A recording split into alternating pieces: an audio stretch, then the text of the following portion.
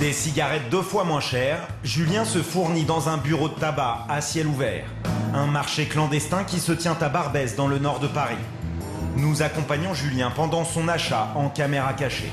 La transaction doit être rapide pour éviter d'avoir des ennuis à côté, quoi. Avec la police Par exemple. Nous sommes aussitôt pris d'assaut par des dizaines de vendeurs à la sauvette, les mains pleines de paquets de cigarettes de grande marque. Pas des Winston. Winston. Pour ces 6 paquets, nous déboursons seulement 18 € au lieu de 32 dans le commerce. Les vendeurs tiennent à protéger ce business, les stocks de cartouches sont bien cachés. Ici, c'est au pied d'un réverbère. Là, c'est carrément dans les poubelles de la ville. Un trafic qui rapporte, chaque vendeur écoule une centaine de paquets par jour pour des revenus conséquents, jusqu'à 3 000 € par mois. Mais comment font-ils pour vendre à moitié prix des cigarettes de grande marque? Moi, je sais qu'ils sont fausses. Ils ne sont pas du vrai. Mais moi, je travaille. Il faut que je vende.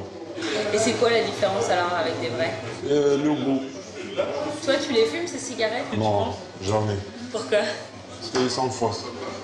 Et, Moi, je vends, mais je ne fume pas. Ces fausses cigarettes sont-elles plus nocives que les originales, comme le soupçonne Julien? Nous décidons de faire analyser plusieurs paquets vendus à Barbès. Nous les confions à un laboratoire spécialisé qui teste les cigarettes mises sur le marché. À droite, l'une de nos fausses cigarettes. À gauche, une cigarette achetée dans un bureau de tabac. L'expert commence par disséquer la contrefaçon. C'est très sec. Il y a des gros morceaux et de la poussière. Ça ressemble à un truc de végétal, hein, c'est de la tige ou ouais, c'est des morceaux. C'est une section de... On voit qu'il y a un gros morceau. Là. Ouais. Et maintenant, la vraie cigarette. La différence est nette. C'est beaucoup plus homogène, puis on voit qu'il y a des brins. On voit que c'est pas les mêmes... qui sont plus ou moins dorés, plus ou moins vertes. Il n'y a pas de grosses branches, mais il n'y a presque pas de poussière. Alors que là, mais à la limite, là, il pourrait y avoir du tabac et autre chose que du tabac. Vous avez les gros morceaux quand même. Ah oui. Donc c'est vraiment... C'est des bûches, quoi. C'est de la... C'est un... Du bois, des brindilles, des poussières et parfois bien pire encore. Ces photos ont été réalisées au microscope pour une grande marque de cigarettes. Ici, du charbon a été décelé. Là, c'est une aile d'insecte. Plus surprenant encore, ces petites boules noires. Ce sont en fait des excréments d'insectes. Mais le plus inquiétant, c'est cet ingrédient-là, du plastique très toxique pour les poumons. Résultat, 0,3 g de nicotine, 2 fois moins que dans celle du commerce. Mais paradoxalement, elles sont plus dangereuses. Le fumeur qui va prendre cette cigarette ne va pas retrouver sa dose de nicotine, sa dose de drogue, donc a priori il va tirer plus de sucre, il va tirer plus de fumée, et probablement dans la vraie vie, il prendra beaucoup plus de goudron. Les goudrons, la cause principale des cancers liés au tabac. Ces contrefaçons seraient donc beaucoup plus toxiques que les originales. Mais alors d'où viennent-elles? Comment se fournissent les vendeurs de Barbès et d'ailleurs? Vous allez voir que les milliers de cartons de... Si l'opération avait réussi, ce container aurait rapporté plus d'1 million d'euros aux trafiquants. Pour le moment, les douaniers ignorent leur identité. Une seule chose est sûre, ces trafiquants ont expédié leurs fausses cigarettes depuis la Chine. Ce conteneur est parti de Chine. Il est passé par Singapour. Un parcours de plus de 18 000 km, 24 jours de mer. C'est la route habituelle des cigarettes contrefaites. Selon les douanes, 90% du marché mondial vient de Chine. Plus particulièrement, de Huangpu, le port de Canton. Canton, cette ville de 11 millions d'habitants, est l'un des supermarchés du monde. Les acheteurs de toute la planète viennent se fournir en produits de grande consommation. C'est aussi ici que se négocient les stocks de fausses cartouches. On va essayer de discuter avec des vendeurs pour voir s'ils nous proposent des cigarettes de contrefaçon. Je vais leur demander des paquets avec des inscriptions en français pour le marché français. Il y a beaucoup de contrôles en ce moment, alors je ne sais pas ce qu'ils vont nous dire. On va voir. Direction un quartier connu pour ses trafics. La cible de Roshan, des bureaux de tabac qu'il soupçonne de pratiquer un marché parallèle. Roshan va tenter de leur acheter de grosses quantités de carton. À ses côtés, 2 complices chinois, officiellement des traducteurs. Vous avez cette marque de cigarette?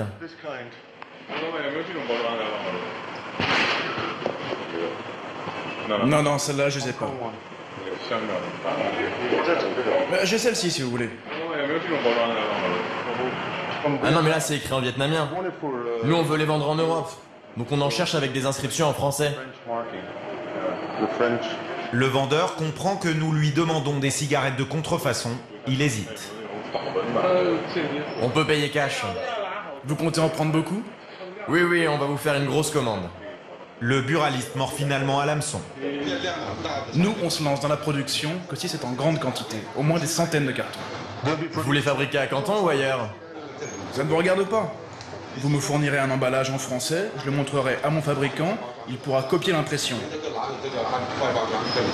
Tout cela est très simple, je vous assure, c'est tout à fait faisable. On verra pour la livraison. En faisant ce business, nous violons la loi chinoise sur le tabac. Il faut donc rester très discret. L'opération a fonctionné. Le vendeur propose même de lancer pour nous une production sur mesure. Quelques heures plus tard, la nuit est tombée. Le buraliste trafiquant nous contacte par téléphone. Il veut nous faire une offre. 20 minutes plus tard, le trafiquant est là. C'est cet homme en chemise blanche. Il fait des signes à un van, certainement celui qui transporte nos cigarettes. Vous avez vu? Il est très nerveux. Il se dépêche parce qu'il ne veut pas rester ici trop longtemps. L'homme nous rejoint, des cigarettes à la main. Je vous montre d'abord quelques paquets. Le carton est dans la voiture. Je n'ai pas encore la version française. Je vous contacterai dès que je l'ai. Il faut combien de temps pour la livraison en France? Je dois d'abord déposer les cartons de cigarettes dans une usine de textile pour qu'elle les mélange avec des vêtements. C'est le même subterfuge que celui découvert à Hambourg. Donc, il faut compter environ 1 mois, s'il n'y a pas trop de contrôle. Vous n'êtes pas les seuls clients. Avant de s'entendre sur de plus grosses commandes, le trafiquant est venu avec un seul carton test de 50 cartouches. C'est combien? Fais-moi un prix. 2650. 2500 yuan, c'est possible? Impossible, c'est le meilleur prix. Nous acceptons le marché. Voici l'argent. 60 centimes le paquet, 10 fois moins cher que dans les bureaux de tabac français. Mis en confiance, le trafiquant va nous révéler l'origine de ces fausses cigarettes. Nos usines sont à Yongxiao. Les cigarettes sont fabriquées là-bas.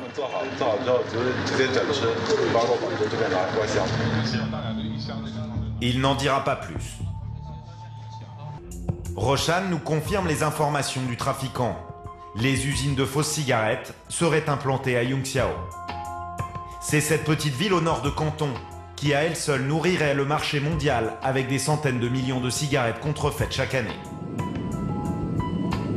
Nous partons sur la piste de ces usines clandestines qui seraient pour la plupart souterraines.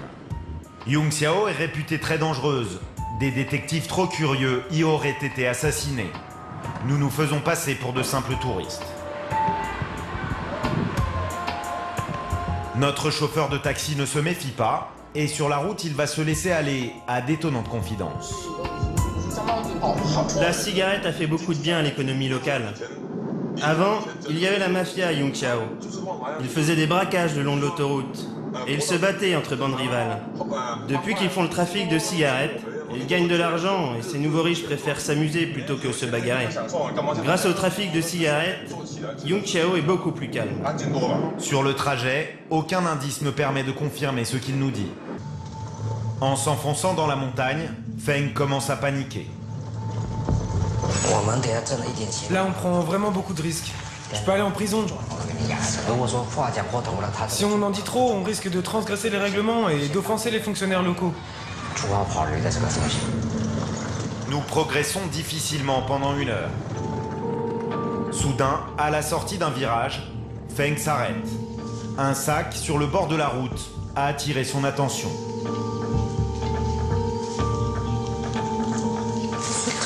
Ce sont des matières premières pour fabriquer des cigarettes. Ça, c'est du papier pour les filtres. Ils les impriment eux-mêmes. À quelques mètres, des milliers de cigarettes jonchent le sol. Et un peu plus haut dans la montagne, regardez ça. La découverte est stupéfiante. Des filtres de cigarettes. Des usines qui ont été démantelées ont dû abandonner ces matières ici. Ce sont toutes des fausses.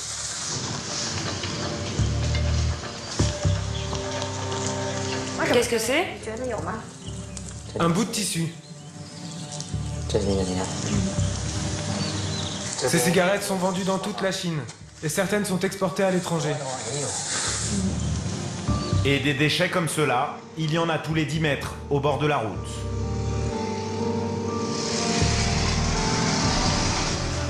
Dans ces montagnes inhabitées, un étrange balai de camions et de 4x4.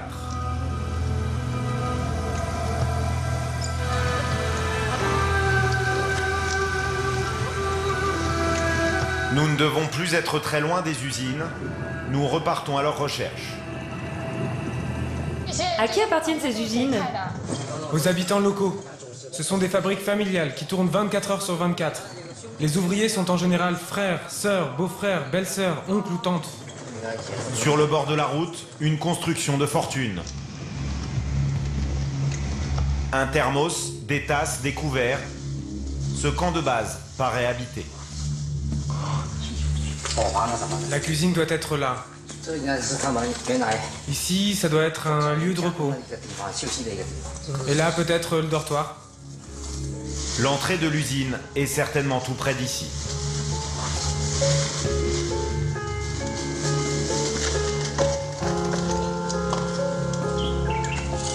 Les entrées se cachent souvent dans des buissons touffus comme celui-ci. Là, on dirait qu'il y a un trou. De la terre fraîche, certainement l'accès à l'usine souterraine. Les ouvriers sont peut-être même en train de travailler en ce moment juste sous nos pieds.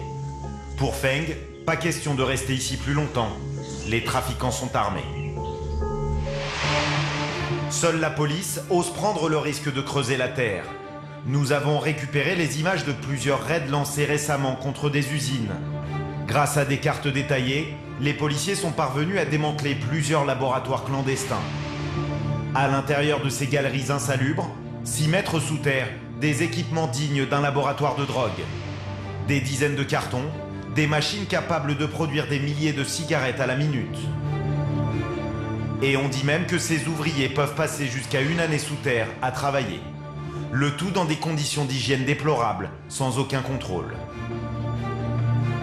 En découvrant ce cloaque, on comprend mieux comment du plastique, des insectes ou du charbon se retrouvent dans les fausses cigarettes. Il y aurait 200 usines comme celle-ci dans le secteur. Elles produiraient chaque année 100 milliards de cigarettes pour le monde entier.